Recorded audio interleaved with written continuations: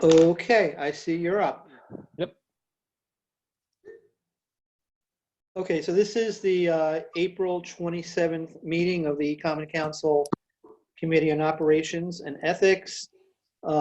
Present are committee members Igo and Hoey and myself, Councilmember Conti Chair. Other council members present are Councilmember Derek Johnson and Councilmember Alfredo Ballerin. Have I missed anyone? Hi, Sonia's here as well. And Sonia Frederick, committee member, is also present. We have to just, Sonia, you have to turn on your video for it to be counted though. Got it. Okay, one second.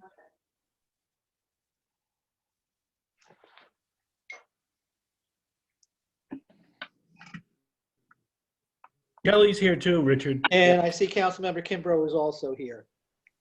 Okay, good. We're all here. Staff, we have Research Council J.R. Pichardo, Legislative Aide Michelle Andre, and City Clerk Danielle Gillespie. All right, purpose of the meeting is to consider Local Law E of 2020, which would establish a process for removing appointees to public bodies who are serving a fixed term of office for cause.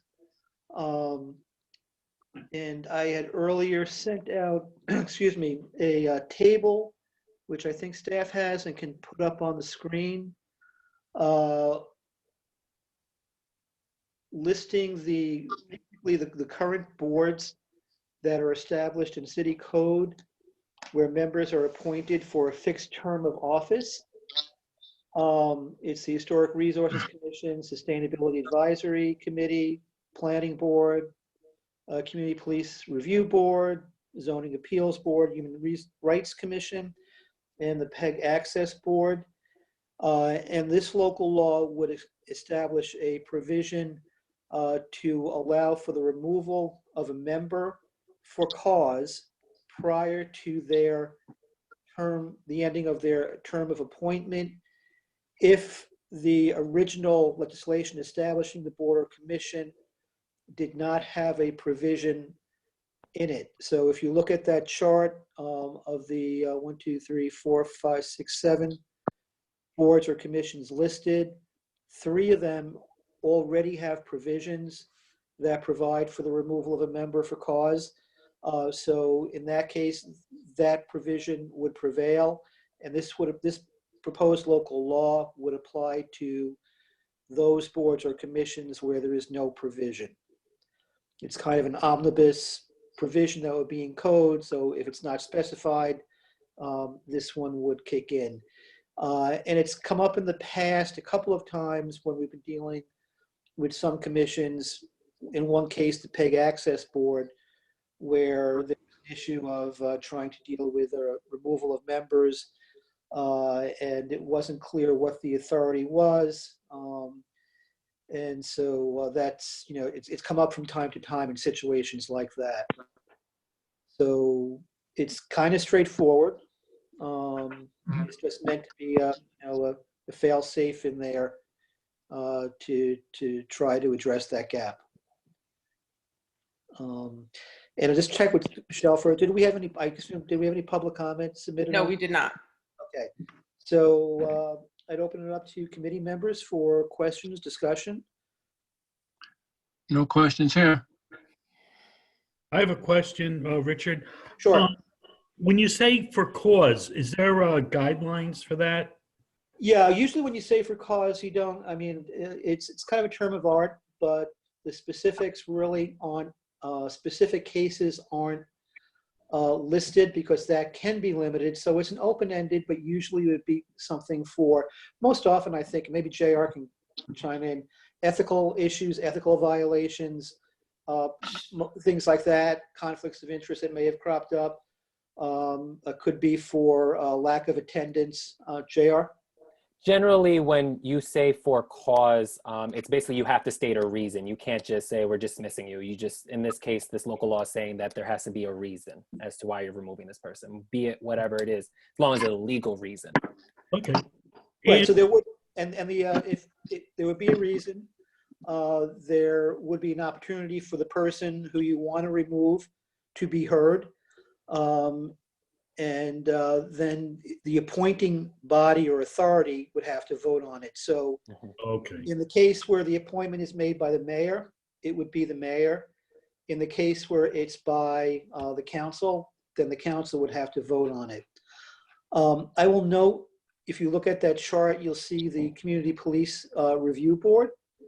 That provision, and that was really a kind of a negotiated provision when that was done many years ago, to try to also emphasize and make sure that the CPRB members had some safeguard for their independence. So that only provides, so in that case, that a member can only be removed by a 2/3 vote of the Common Council.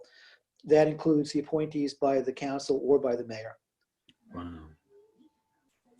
Or the at Or large. the mayor could move to remove her appointment, but it would be by 2/3 vote. JR, did you say something? Mm-mm. I did. The at large members, I'm saying, go ahead, Richard. say that again. The at large members, we would start with them? They aren't our appointments or the mayor? Which at large members are we talking about? On the ACPAC. No, we're not talking about that. The one on Oh, the, okay, you're talking that's the CPRB. community police, Okay. yeah, CPRB. So this Okay. does not apply to other members. Joe, you brought up ACPAC, which is different. ACPAC members, for example, that's an advisory board. It's not established by the council, but in that case, those members serve at the pleasure of whoever appointed them. But in other cases, you will have, I'm trying to think of some of the other boards that are not included here, like the Living Wage Yeah. Compliance Board, which Tom, I know hasn't been appointed yet, and the mayor, I hopefully leadership is pushing that. They're appointed by the mayor, confirmed by the council, but there's not a fixed term. So they can be removed basically at the pleasure of the appointing authority. The IDA, which wouldn't be covered here, they can be removed at the pleasure of the council. So if you're not appointed for a fixed term, then you serve at the pleasure of whoever appointed you, and you can be removed for any reason whenever that appointing authority wants to remove you. This doesn't And include, go ahead. we have a few appointed by the governor, I believe, like maybe the Port Authority and the Water Right, so Financial what- Board. Yeah, so So those they're are excluded established. Those are established under state law. The Water Authority, the Parking Authority, some other agencies, I guess, the Housing Authority, which we don't appoint anyway, but those are appointed under state law. So this would not apply to any board or commission established under state law, because they're governed by the state statute. Any other questions on it? No. You ready for a Any other motion? If not, is there a motion? I make the motion that we appointed, that we voted out of committee with a positive recommendation. Okay, Second. so motion by Mr. Igo, seconded by Mr. Hoey. Any further discussion? If not, all in favor? Aye. Aye. Opposed? Seeing no opposition, it looks unanimous, and the local law is moved out. Now, Any this other, needs a public hearing also. by the mayor, not by us. So this can come up for a vote at the next council meeting or in May for passage. Is there any further business at this point for the After the committee? meeting, would I be able to talk to you, Richard, and Kelly and Jenny, if you don't mind? After Yeah, I don't know that Jenny's on here. Yes. She is. Oh, you should make a notice that she's here. Oh, And okay. Kimbrough.